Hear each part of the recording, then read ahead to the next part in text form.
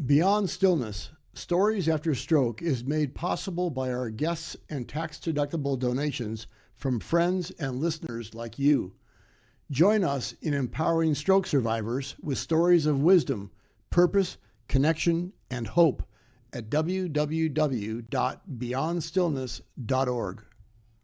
Trish's story is contributed by the Living with Aphasia project that seeks to support individuals who live with aphasia in sharing their journeys through one-on-one free Zoom sessions.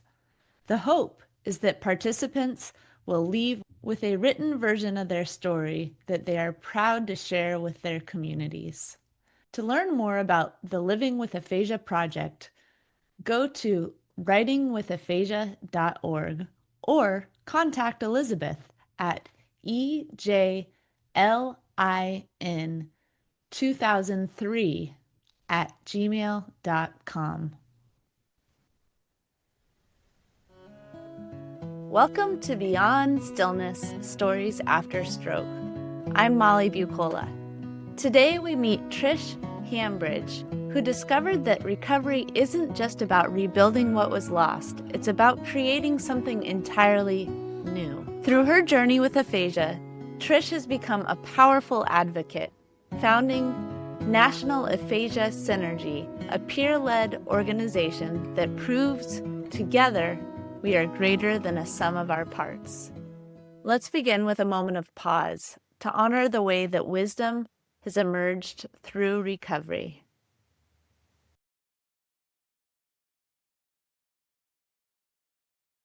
And we give thanks. Now, part 1, Trish Hambridge's story, read by story steward Elizabeth Lynn. Let me take you on a journey with my aphasia. 17 years ago, I worked for Apple as an Apple Care project manager in California.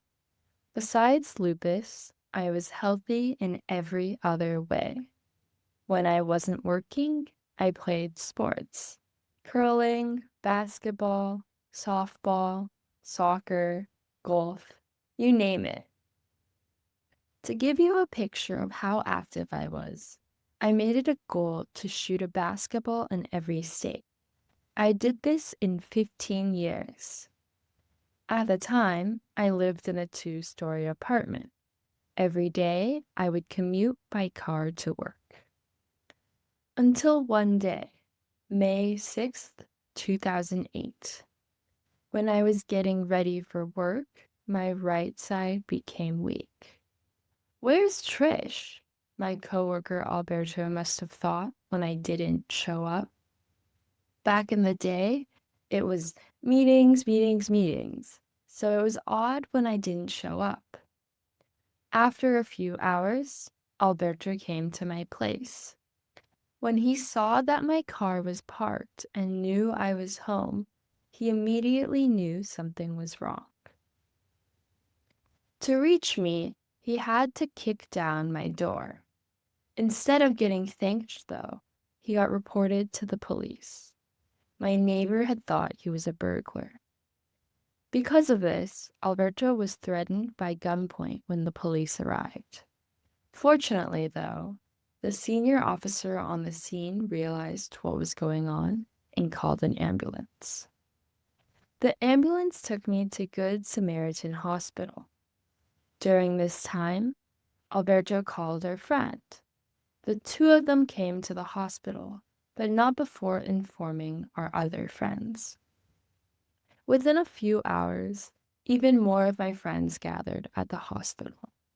I was very lucky to have so many good friends.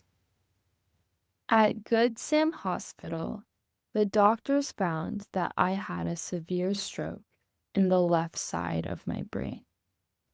It meant that parts of my brain, such as where language is processed, had died due to a lack of oxygen. Jeannie called my sister Cynthia, who then told my parents what had happened. My parents decided that they would fly from where they lived, Niagara Falls, New York, to San Jose, where I lived.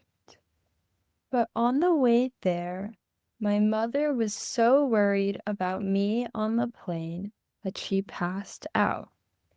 Funnily enough, she ended up being a patient at Good Sam Hospital as well, in a room in my hall. I was also very fortunate to have a good college friend named Karen, who was a speech therapist. Karen was very knowledgeable about aphasia and helped me accept the fact that I had aphasia and explain to my family and friends what it was.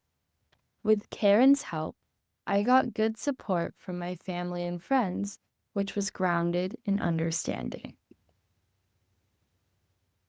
After 1 week at Good Sam, I was transferred to Mission Oaks Hospital for rehab. When I first went to Mission Oaks, I could only say 5 words. Yes or no were 2 of them. But sometimes I would say the opposite of what I meant. When I meant to say yes, sometimes I would end up saying no. As a result, my answers were unreliable. I might know the word, but another one would come out. I felt broken, but I was determined to work on my recovery. Slowly I mended, step by step, inch by inch. To help, my dad stayed at my place for 9 months. The next step of my journey began when I went to the University of Michigan program, a suggestion Karen had made. With their help, I was able to read, write, and speak a little. At the University of Michigan, there were 2 events that really helped me. The first was meeting other people with aphasia. Watching them eat lunch in a break room made me truly realize how long the road to recovery was. But I was lucky to have a great speech therapist who was there to help. They taught me helpful things to say, like, "Hello, my name is Trish. I have a speech problem called aphasia." I spent 6 weeks with the University of Michigan before going back to San Jose. Here, I started speech therapy with another speech therapist. Despite relearning a lot from my speech therapist, it wasn't enough. A year after my stroke, I was terminated by Apple because I couldn't talk well enough. Rather than give up, I looked for other ways to grow. In the years after my stroke, I shuffled between Silicon Valley, Michigan, and New York. I shuffled through 11 different rehabs, about 22 speech therapists, and all of them have been very helpful. 2 years after my stroke, my driver's license was reinstated. I've since put it to good use. Recently, in 2020, I even went on a big road trip with my mom and my dog, Punk. We traveled from Dunedin, Florida, to Rochester, New York, with 6 pit stops where I visited my mom's friends. I also got involved with the stroke and aphasia community as more than just a patient. I attended stroke conferences and ability fairs. I rediscovered technology as my friend. I went to Burke Rehab in White Plains, New York, for a study to assess the effect of TDCS in conjunction with robotic training. I also volunteered at O'Connor Hospital with other stroke survivors. We visited new stroke patients and talked with them about their hopes for recovery. Sometimes, the patients would feel mad or sad, or both. This inspired me to share my tips and tricks on a stroke survivor strategies blog for when patients feel overwhelmed. I went to the 2013 Aphasia Recovery Connection conference and met the Aphasia Lunch Bunch, people with aphasia who meet during lunches to socialize together. In the next few years, I didn't stop. I went to the 2013 ARC conference, 3 ARC cruises, April 2014, June 2015, March 2016, the Ohio ARC retreat, August 2014, and ARC U Boot Camp, October 2015, March 2017. At the 2017 ARC U Boot Camp, I made a video called Yike, I Had the Yips for Aphasia. I was inspired by my experiences with ARC and wanted to create a similar community for people that lived near me. With one of my speech therapists in Silicon Valley, I started an aphasia support group called Chit Chat Aphasia Group. I created the Bay Area Aphasia Circle for people with aphasia to meet others in the Bay with aphasia. I started looking for a house to buy in the Bay Area, but it was too expensive on disability. I decided to move to Florida. I reached out to my friend Anne, who I had met through an ARC cruise. I'm moving to St. Pete or Tampa. What do you think? Dunedin, she said. So I moved to Dunedin, Florida, with help from my dad and Anne. It's warm most of the year. It's cheaper than California. I have support for aphasia. Most importantly, it's also where the Voices of Hope for Aphasia community is located. Voices of Hope changed my life, which I share more about in this video. I got my condo, my new Florida driver's license, and set up my relationships with new doctors. I finally felt at home again. Of the many groups I worked with, one of the most important has been Voices of Hope for Aphasia. When I got a puppy dog, Voices of Hope voted on her name, Punk. However, I still couldn't speak well at the time, and Punk was hard to say. I had to rely on cues to help. Do you know the movie Dirty Harry? In my mind, I would repeat, "Hey, say it, Punk." I learned to train Punk commands with a P2Go app, augmentative and alternative communication app. P2Go has illustrations of different commands which I could click on. The app would then say the command, "Sit," or "Do your business." Everywhere I go now, I take Punk. A Voices of Hope session, my doctor's visit, restaurants, walks at Braemore Village. I'm not alone in my love for Punk. In 2019, Punk became the mascot for Voices of Hope. I speak about recovery from my stroke with SLPs, students, the public, and people with aphasia. With the Voices of Hope team, I help St. Petersburg City employees learn more about what aphasia means. I have attended 9 conferences with ASHA and Aphasia Access Leadership Summit. I have spoken at 3 of these ASHA conferences and 4 aphasia access conferences.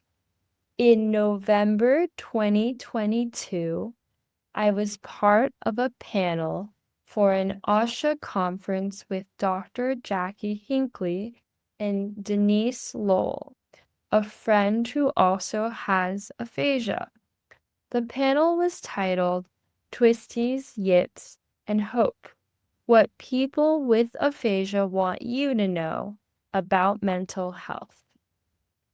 3 years later, I would soon be presenting my own topic with ASHA, titled A Person with Aphasia Speaks: An Insider's Advocacy Perspective and What SLPs Should Know. I am also planning to attend the upcoming ROSA conference. After attending the Project Bridge conference, I am now part of a team that develops qualitative research questions for people with aphasia. With this team, I have worked on a project exploring post-traumatic growth in aphasia. I also joined another project for ARG to test aphasia games for health. This doesn't mean that I'm not scared. I still am. But I've learned to accept my stroke and aphasia and work with it. I believe that when people with aphasia feel positive emotions, their speaking comes with fewer struggles, and they feel more hopeful, relaxed, and self-confident. Read more about the science behind this in the episode description. A person with aphasia has much more difficulty speaking when they feel negative emotions, which is enhanced when they are tired and in a loud space.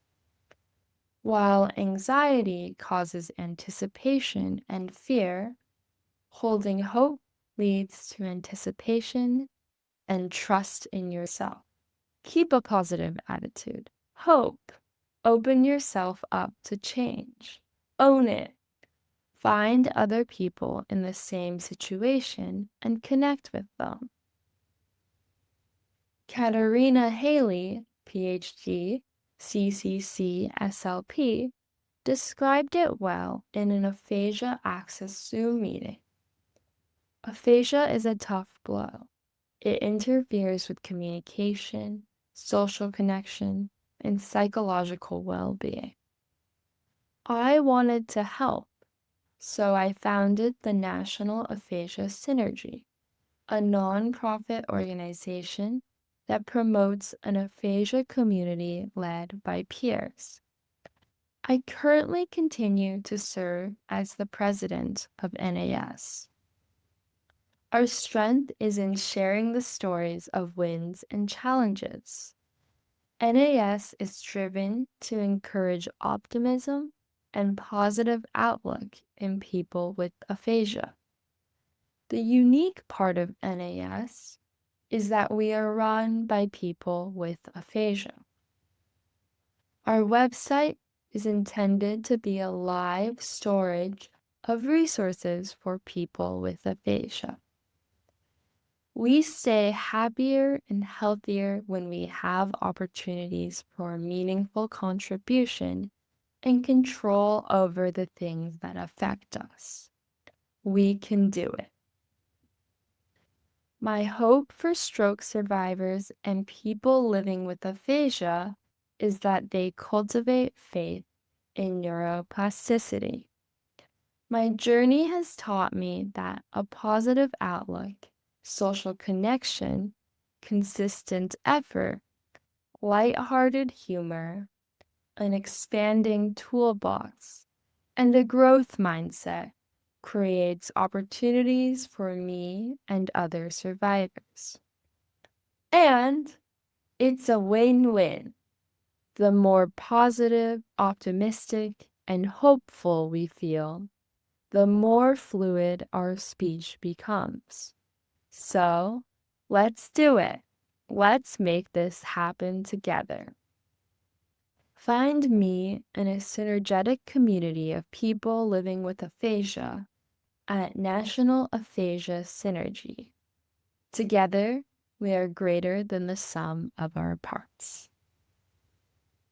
Storytelling empowers us to share our experiences in a way that invites others to reflect on their own. In a moment, I will read our community conversation prompt aloud. You can also find it written in the episode description. Trish shares that meaningful contributions help her stay happy and healthy. How do you support others in big or small ways? We'd love to hear from you. Join the conversation on Facebook or Instagram at Stories After Stroke. Thank you for listening to Part 1, Trish Hambridge's story. For the full story, please listen to Part 2, Trish Hambridge's interview. Beyond Stillness, Stories After Stroke is made possible by our guests and tax-deductible donations from friends and listeners like you. Join us in empowering stroke survivors with stories of wisdom, purpose, connection, and hope at www.beyondstillness.org. Another way to support is to like, share, or subscribe to our weekly show. Again, thank you for devoting time and space for this week's episode of Beyond Stillness, Stories After Stroke. Remember, as part of the stroke community, you are more than supportive. You are inspirational. If this story resonated with you, please like, share, subscribe, or leave a review so that others can find these powerful stories too. To learn more about our nonprofits, programs, and services, or to sponsor a guest on their story crafting journey, please visit www.beyondstillness.org.